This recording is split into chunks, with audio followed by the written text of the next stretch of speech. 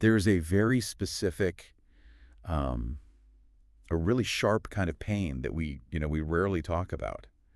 And actually, it doesn't come from being hated. Right, because hated is, well, it's a relatively simple concept to grasp. Exactly. I mean, hated is a solid wall. You could look at that wall, realize you can't pass through it, turn around, and just walk away. Yeah, you know where you stand. But the pain we're looking at today comes from being almost loved, or like loved with an asterisk attached. So welcome to the deep dive. Today we're exploring a deeply observant, just really potent piece of writing titled Authentication Was Never Theirs to Give. It's an incredible text. It really is. Yeah. And our mission today is to unpack the exact mechanics of relational fog, like why we desperately seek validation from the exact people who refuse to give it to us, and how we stop outsourcing our reality and take our own authority back. Which is something I think everyone listening can relate to on some level. Oh, absolutely. So, okay, let's unpack this. The text makes a profound distinction right out of the gate about rejection. Because rejection, for all its agony, is actually clean. It's a closed door. Right. You mourn the fact that it's closed, but you know where you stand. But this almost love dynamic, it's entirely different. It feels like someone is standing in the doorway, holding it half open, refusing to let you cross the threshold, but insisting the entire time that they never actually closed it on you. Wow, yeah. That half-open door is just a recipe for complete psychological disorientation. It's crazy making. It really is. And anyone listening to this has likely felt the actual physical toll of that dynamic, the tight chest, the racing pulse, the feeling of losing your grip on reality during an argument that just seems to go nowhere. Yeah, the physiological response is huge. Exactly. And what makes this source material so compelling is that it doesn't just offer these like hollow platitudes about letting go. It provides a literal roadmap for the physiology of these conflicts. Which is so needed. It really breaks down the mechanics of why your nervous system hijacks your brain in these moments. It gives us the exact anatomy of an argument with someone who, outright refuses to acknowledge their own actions. So let's get into the anatomy of that argument, because this happens like all the time. Yeah. You finally work up the courage to confront the person holding that door half open. Right. You point to the door. You say, look, it's clearly in my way.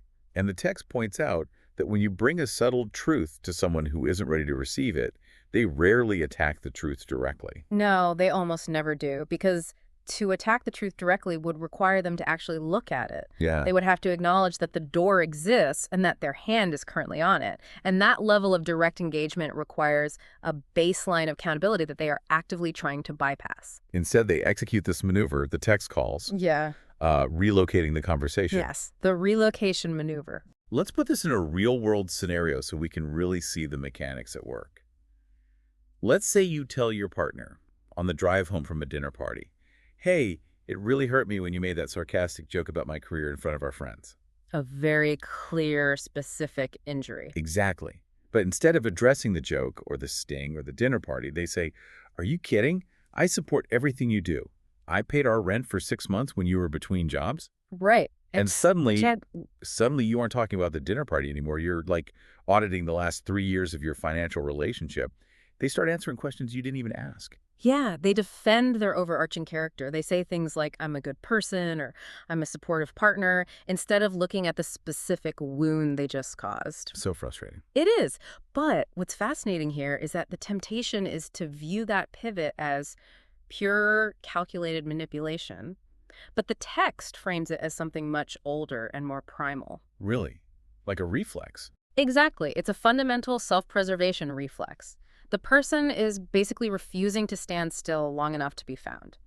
By relocating the argument, they are entirely dodging the discomfort of being seen as flawed or harmful. So wait, I have to stop you there and push back on this a little, because I think a lot of people listening might identify with the person defending themselves in that scenario. Sure, absolutely. Like, if someone accuses me of being unsupportive because of one careless joke, and I know for a fact I've supported them financially and emotionally for years, shouldn't I point that out? It feels like you should, yeah. Right. Isn't bringing up the rent just establishing the technical truth of my track record? Why is standing up for my character suddenly labeled as dodging?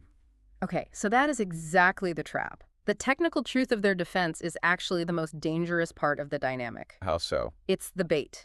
Yes, they paid the rent. Yes, they might generally be a supportive person.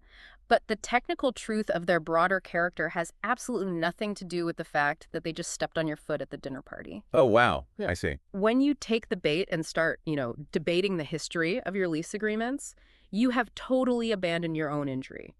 You are now arguing with fog. Arguing with fog. That is such a vivid way to put it. You reach out to grab the core issue, the joke at the dinner party, and your hand just closes on empty air. Precisely. And the absence of a fixed point in the argument actually becomes its own secondary injury. The evasion itself is the injury. Yes. The evasion itself is a form of emotional violence because you can't even locate what you're fighting. You're swinging wildly at miss, trying to land a point, and the other person gets to stand there, perfectly calm, pointing out that you look entirely unreasonable for getting so worked up. So if our hand is closing on empty air, if we are completely denied a target, and our reality is just being bypassed, what happens to all that adrenaline? It has nowhere to go. Right. The body is primed for a conflict, but there is no fixed point to strike. The text describes this beautifully, noting that our instinct when cornered in that fog is to reach for whatever will land the hardest. We want to hand the discomfort right back to them. Exactly. We want to make them feel the exact size and weight of what they just did to us. And it is a profound physiological reaction. When your reality is denied, your brain interprets that denial not as a simple disagreement, but as a literal threat to your survival. A survival threat. Yeah. Just from an argument. Yeah. Clarity is immediately discarded in favor of protection. You don't have a conversation or a logical debate anymore. The text distills this down to one perfect sentence, actually. It says you just have two nervous systems trying to survive the same 5 minutes. Two nervous systems trying to survive the same 5 minutes. Wow. When you frame it as a physical survival reflex, it completely changes how I view those late-night arguments where both people are exhausted, crying, and completely off topic. Right, because you aren't trying to understand each other anymore. No, you are just trying not to be annihilated by the fog. Yeah. Exactly. And the fog triggers a desperation that goes far beyond the dinner party joke. The text suggests that underneath every single version of this dynamic, whether you're dealing with a parent who refuses to witness a childhood memory, or a friend who constantly rewrites history, or a partner who deflects everything, there's a much older, much deeper ache driving your panic.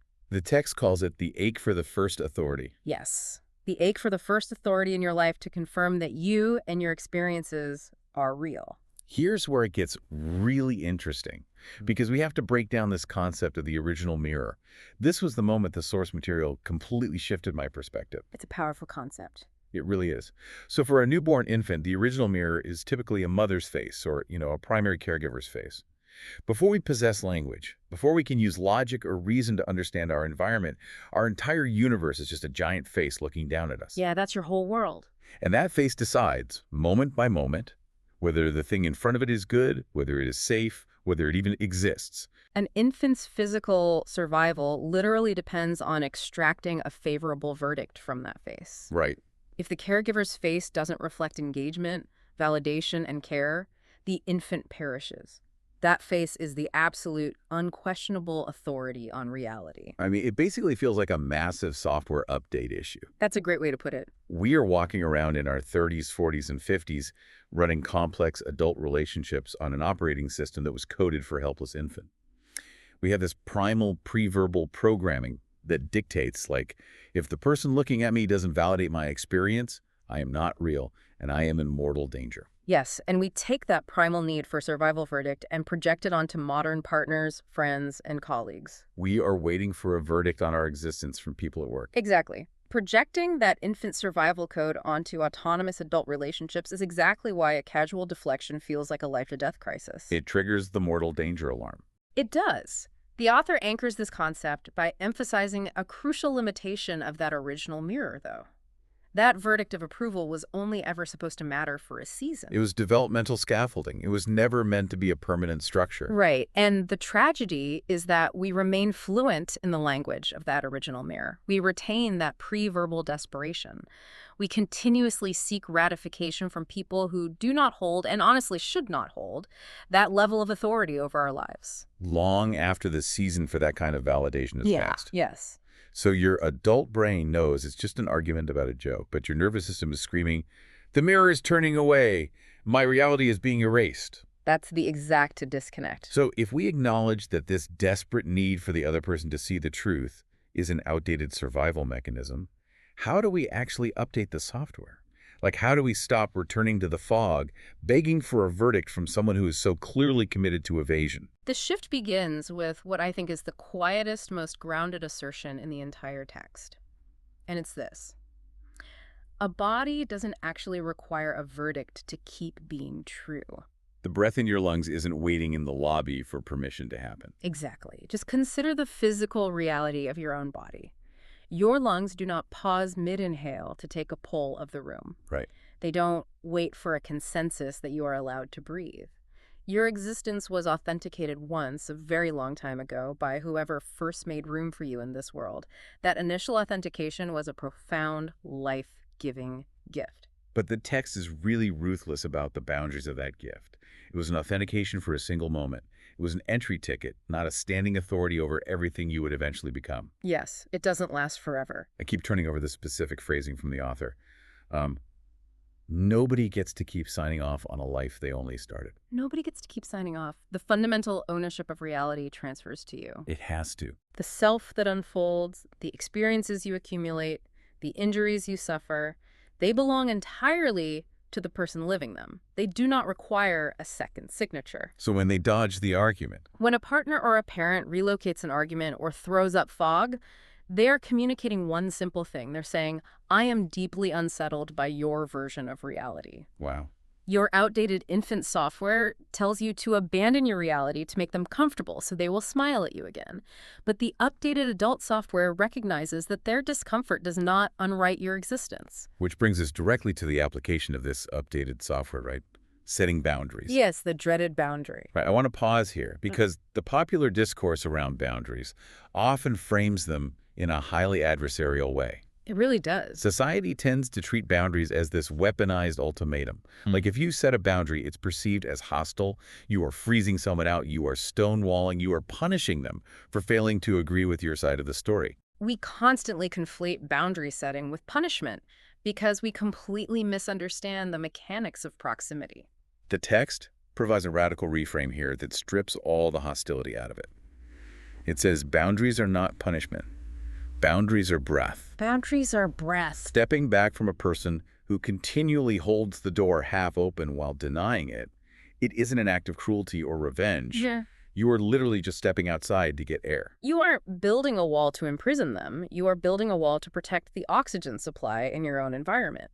That is such a vital distinction. And the source material makes a really vital point here, too. You can hold a deep, genuine love for someone and simultaneously recognize that you need absolute structural walls between yourself and the version of them that insists on constantly relitigating your reality. Relitigating your reality, that perfectly captures the exhaustion of it. It's like being trapped in a courtroom where the other person insists on playing the judge, the jury, and the defense attorney. Yeah, and you're just the defendant forever. Exactly. They keep mysteriously losing the evidence, throwing out your testimony on technicalities, and ensuring the trial goes on forever so a verdict is never actually reached.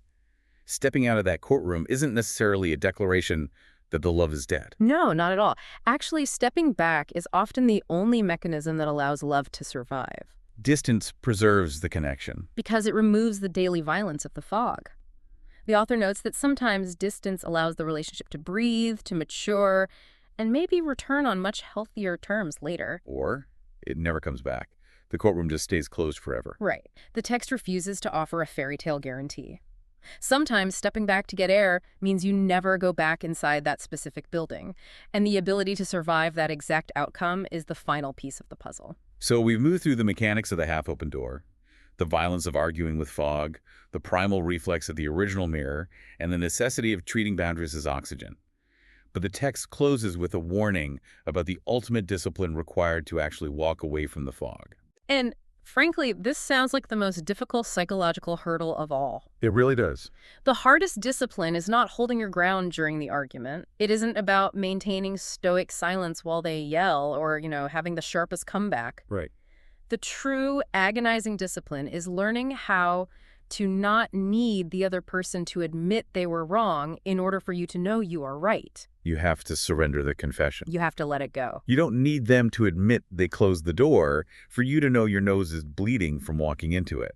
That's exactly it. The author defines the alternative to this as borrowed certainty. Borrowed certainty. Yes. Borrowed certainty is a sense of reality that is entirely subsidized by someone else's admission of guilt. You feel sane, but only because they finally apologize. Which means it's incredibly fragile. The inherent danger of borrowed certainty is right there in the word borrowed. Because you don't own it, it can be repossessed by the lender at any moment. Let's look at the mechanics of how that repossession happens, because it's terrifying. If my baseline sanity relies on you admitting that you made a crude joke, you hold the keys to my mental state. Completely. If you apologize on Tuesday, I feel grounded. But if you wake up on Thursday and decide to twist it, saying, well, I only apologized because you were acting so unstable, I just wanted to calm you down, my entire certainty just collapses. The foundation falls right out from under you. Because the certainty was never mine to begin with. Exactly. So the transition from borrowed certainty to self-authorized certainty requires a complete shift in your internal monologue. What does that shift sound like? Well, borrowed certainty sounds like, I will only be able to sleep tonight if I can corner them into admitting they lied. Right. Seeking that confession. But self-authorized certainty sounds like, I know exactly what I heard, I know the tone that was used, their refusal to acknowledge it gives me valuable information about their current emotional capacity, but their refusal has zero power to alter the fabric of what actually happened. Oh, wow. Their refusal gives you information about them, not about reality. That is a massive paradigm shift. It changes everything. The steadier version of certainty doesn't demand that the room votes on the truth. It doesn't need to extract a tearful confession from the fog. It simply keeps breathing on its own authority. You stop demanding their signature on a document they didn't even write.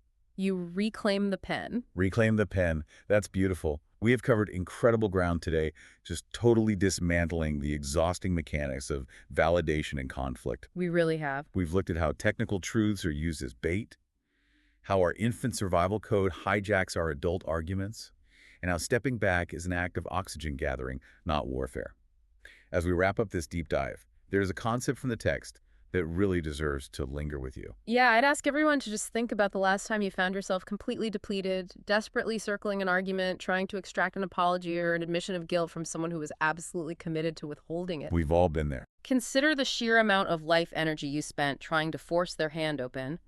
What if the ultimate freedom isn't finally wearing them down until they confess? What if it's not about winning the argument at all? Right. What if true freedom is the sudden, quiet realization that the breath in your lungs never needed their permission to keep happening? What if authentication was simply never theirs to give?